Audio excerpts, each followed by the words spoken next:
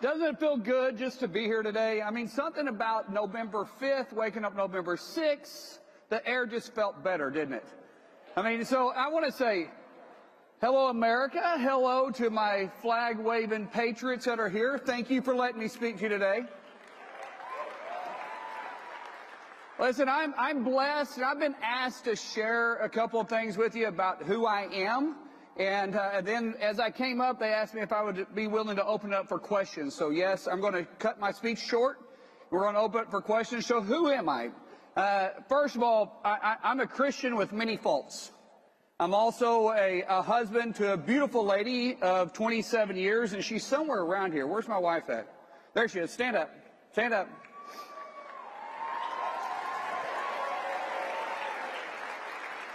She's also blessed me with 6 wonderful kids, so I'm a husband of 6 kids. You can tell why. She couldn't leave me alone, right? Obviously. And she always reminds me, well, Markwayne, 6 kids, well, 3 came natural and 3 we chose. And so what that means is we have 3 beautiful adopted kids. When I say 3 we chose and 3 we got stuck with, I tell them, which one do you think we love the most, right? Because I didn't get any. Anyways, that's a joke in there, guys. So let me tell you a little bit about who I am, because it's not, I didn't come to politics because it's something I ever wanted to do. In fact, I was the last person you thought would ever be involved in politics. My dad told me at 17 that I was either going to end up in prison or end up successful. And I joked because I watched a movie one time about a prison scene and a guy in a shower, and I was like, never going to prison. I'm not going to do that. So I decided I'd take a different path. Fortunately, this lady right here came into my life in 3rd grade, and we were boyfriend and girlfriend in 3rd grade. In 8th grade, I knew I was going to marry her. She didn't know I was going to marry her. I knew I was going to marry her. And then she'd get a boyfriend, and I'd run them off, and we'd do all this stuff. And then she'd get mad at me for running them off, and I'd say, if they're not willing to fight for you, they don't love you enough. And today, that's called stalking. Back then, it was called determination. But it's who I am. So let me tell you a little bit about myself. I grew up in a little town called Westville. It's a small little country town. I'm Cherokee. My family actually got relocated to Oklahoma back in the late 1830s. When I was born with my feet in. My hips were out. I'd have multiple surgeries. I was never supposed to be able to play a sport. I was never supposed to be able to really walk without a limp. On top of that, I had a really bad speech impediment, and I wore braces on my legs. As you can probably imagine, when you go to school with a really bad speech impediment and you have braces on your legs, there's a few things that's going to happen. 1, you're going to get picked on. And 2, you either learn how to be really nice because you can talk and talk your way out of it. Or 3, because I couldn't run and I couldn't argue with you, you learn to hit fast. So I had a really bad temper. So by the time I was in 3rd grade, I was very well known with the principal. I was in trouble all the time. By the time I was in 5th grade, I was behind in all my classes. I was behind in reading because I couldn't hear syllables. I had no idea what my speech impediment was, but I don't hear the breakdown of the words. So you're still going to hear my speech impediment. It doesn't bother me anymore. But when I can't hear the word, I have to learn how to speak by the placement of your tongue. So a lot of times when people are talking to me and I'm trying to learn a word, I'll be looking at you because I can't just repeat it. I have to focus on the way you place your tongue, because the way you hear a word and the way I hear a word is 2 different things. And so if I repeat it the way that I hear it, since I don't hear the syllables, it comes out all different. But because of that, I was behind in class, and in 5th grade, I told my dad, I said, Dad, I'm going to go to college and wrestle because I found a sport that I was actually pretty good at. And he said, okay, then what are you going to do about it? Because my dad's not a guy that allows you to have excuses. If you say you're going to do something, you're going to do it. And he's going to make sure you do it. And so he said, what are you going to do about it? Okay, fine. Dad, I don't know what I'm going to do about it. And he says, no, if you say you're going to do it, you can't do it and be behind in school. So we switched schools. We switched speech pathologists. They figured out what was wrong. We started working on it. By the time I got in 8th grade, because I'll be honest with you, the first time I was diagnosed with what was going on is the first time in my head that I realized I wasn't stupid. Now, I understand that because I had a learning disability and everybody else around me was able to excel in classes, I wasn't. And it was hitting me pretty hard, and it was bothering me because I was good at everything else, but I wasn't good at school. But when this teacher told me what was wrong with me, I was like, hey, I got that. I can do something about that. Now that I've identified what the problem is, what is it going to take to fix it? Because no one can tell you can't fix a problem. You're the only one that says either you're going to try hard enough to fix it or you're going to walk away from it. For me, I was going to dig into it. So by the time I got to 8th grade, I was caught up in all my classes. I was focused totally on wrestling. We had switched schools 3 times just so I could wrestle. We end up going to Stillwell High School because I'd moved away from the school that I met this young lady at, and of course she followed me to that school because she's obsessed with me. Right, babe? That's not true. Oh yeah. Oh, did I tell you one thing about 27 years of marriage? You learn how to apologize quick. I'm sorry. See, that's how you're successful in marriage. So I find myself at the high school. Everything's going good. I'm caught up in my classes. I'm excelling in some of my classes, not all my classes. I'm still getting in trouble a lot. I still have a really bad temper. At 15 years old, I decided I'm going to move out of the house, and I found a room in a barn. So people say you wasn't raised in a barn. I can say, yes, I was. And so I found myself in a barn. I'm paying all my own utilities. I'm working every day. I'm getting up early. I'm milking for a neighbor. I'm hauling sheetrock during the day, yet I'm still going to school on time. I'm cutting wood in the winter. I'm doing everything I have to do to make money and pay for myself at the same time, making sure I'm staying on top of my studies so I could get a scholarship, and I'm wrestling and excelling in it. Man, I'm focused. I'm all in. I'm going. Everything's going great. Fast forward to my senior year. I have an impeccable record. I'm getting recruited by schools all over the country. I finally found my way out of the situation I'm in. My senior year, I'm wrestling at conference. I shoot in on a guy. My shoulder pops out. Can't fix it without surgery. I find myself going underneath a knife on Tuesday morning. I have regionals on Friday. I told the doctor I'm wrestling at regionals. He said, son, there's no way you're wrestling. And I said, yes, I am. By the way, I'm very stubborn. And I said, I'm wrestling at the state. I hadn't lost a tournament or hadn't lost a match all year. And so I go in and the surgery, and I wake up the next morning and I can't even lift a can of soup. And I think I'm still going to wrestle. So the doctor says, okay, fine. If you're going to wrestle, then I'm going with you. So we go to the tournament on Friday. I'm at the tournament. I forfeit my last match, so I technically take my first loss of the year. I go on to state. I'm in the semifinals at state. And a kid jumps over the top of me, grabs my shoulder, and rips it back out. And I knew it was ripped out immediately. Now, mind you, for 6 years, I'd sacrificed literally everything, including dating this girl, because in 8th grade, I said, after her and I broke up, I said I wouldn't have another girlfriend until I signed my letter of intent. And I was just devastated. It broke me. And I'm sitting there, and I'm in the locker room, and one after one coach after the next was coming in to me and was telling me he wasn't going to give my scholarship to me anymore because they couldn't give a hurt athlete a scholarship. But how many of you guys are Christians in here? Right? How many of you guys know the Lord's got a plan for you? Right? Jeremiah 29:11 is very clear by that. And I don't know the plan because I wasn't living for the Lord. I had no idea. And instead, I end up going, it's just all in the Lord's will. I end up going to a small school called Missouri Valley. I go up there. I'm wrestling for them. I make the starting team. The coaches said, if you stay healthy, we'll come out and bring you out at D1 and probably end up at Oklahoma State. Christy's cheering in college. And my dad calls and said he needs some help. He had a small little plumbing company, and the plumbing company wasn't doing so well, and he needed some help, and he was sick and wasn't able to work. And so I came back home from college, and Christy was wrestling, and Christy was cheering, and she had an apartment. And I was 19 years old, and she was 18 years old, and I was like, hey, babe, I got a great idea. Let's get married. Really, because I was homeless, and she had an apartment, but I knew I was going to marry her anyways, so let's just go ahead and get this over. And the crazy lady actually agreed to that. I had no job. She was making minimum wage. I was making $7 an hour when we got married. That was June 14th of 97. August of 97, I gave my heart to the Lord. September of, thank you.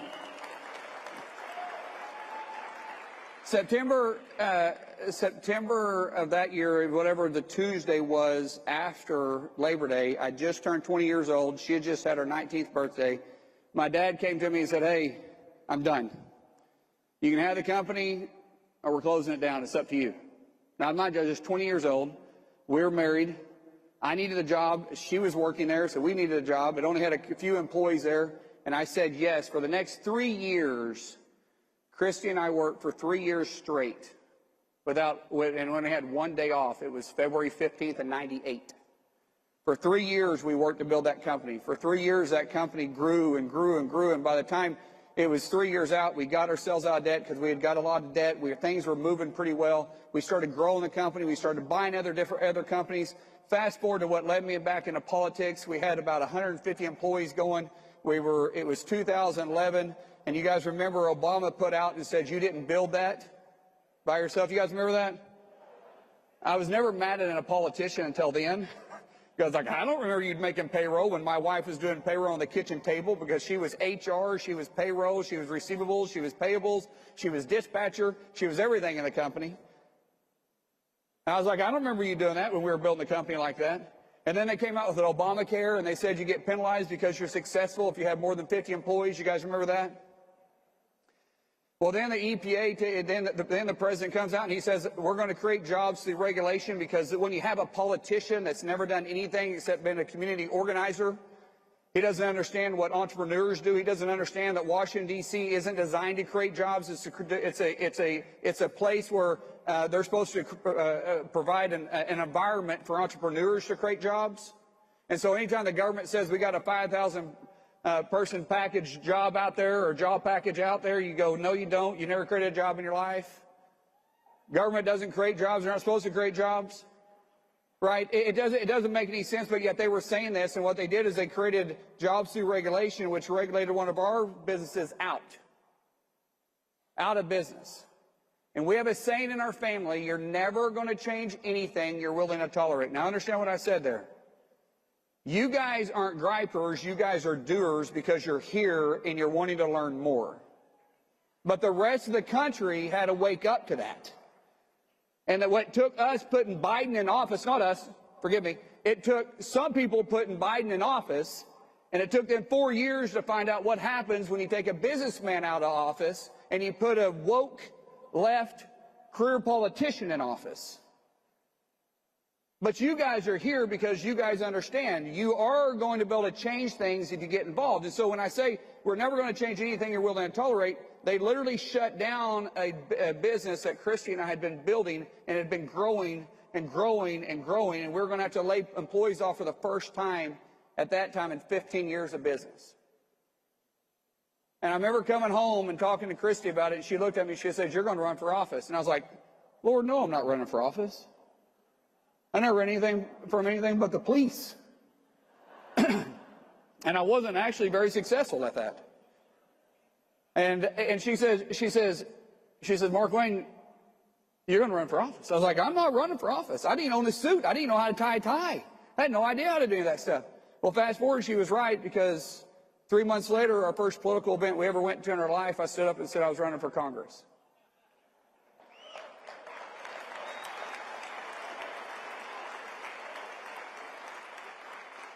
And it hasn't been easy. I've made some stupid mistakes, and I'm gonna try wrapping up so I can get to some questions here pretty quick.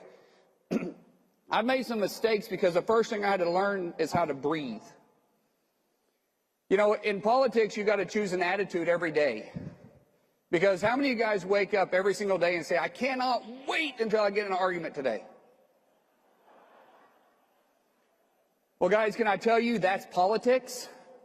And I'm actually a guy that likes to have fun. I mean, I can get pretty aggressive sometimes. Like I can tell people to stand their butt up and stuff like that. But at the end of the day, I really joke and I really like to have fun. And I don't like arguing every day. I like getting along.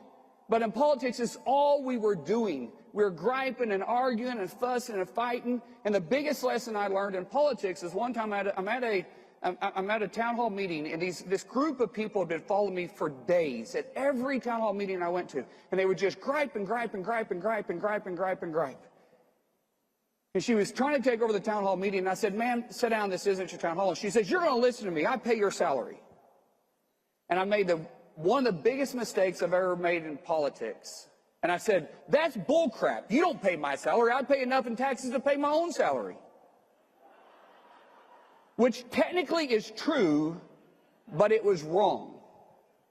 Because, see, when I used to fight professionally, and when I used to compete in jiu-jitsu internationally, when I used to wrestle at high levels, I used to try to make my opponent mad. And if I could make my opponent mad, I could get in their head and I would win every single time.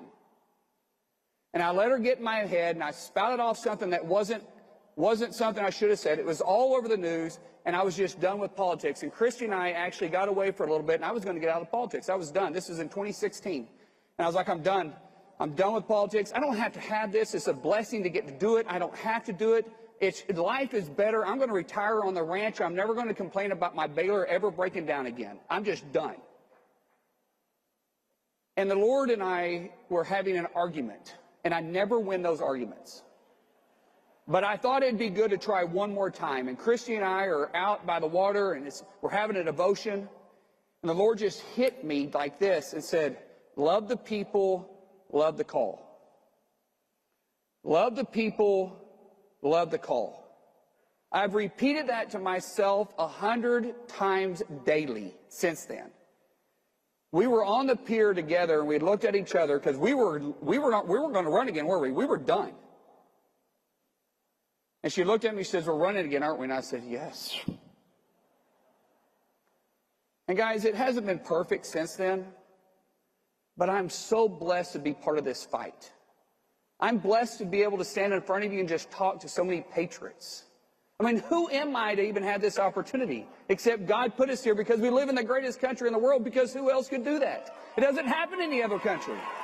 It only happens in America. It doesn't happen anyplace else. You can't be a little kid with a bad speech impediment, growing up in a country town, not even able to talk right, have a bad attitude, fight all the time, get in all types of trouble, and still become a U.S. Senator. How does that happen?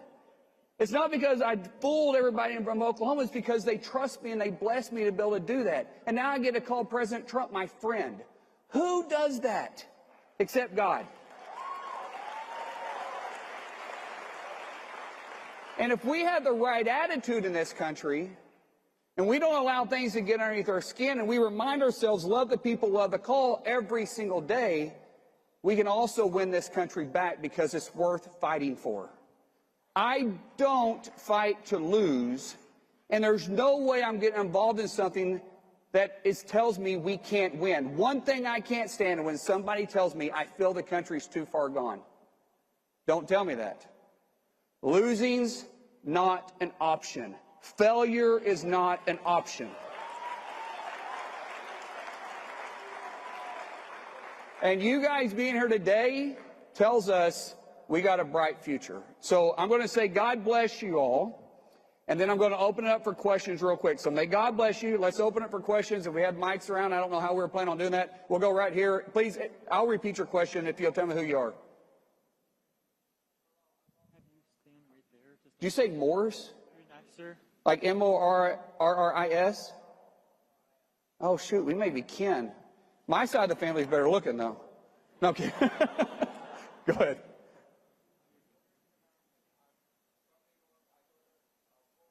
You got your question ready? Awesome. Good. Stand right there. Stand tall. Speak loud. You're good. You got this.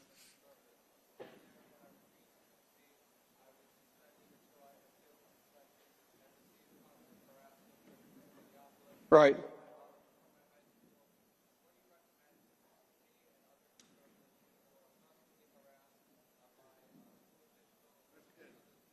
Don't back. So his question is, what do we do here? He's getting harassed on his campus. He was suspended from school. He appealed it. Now he won the appeal. Now he's constantly getting harassed at his college.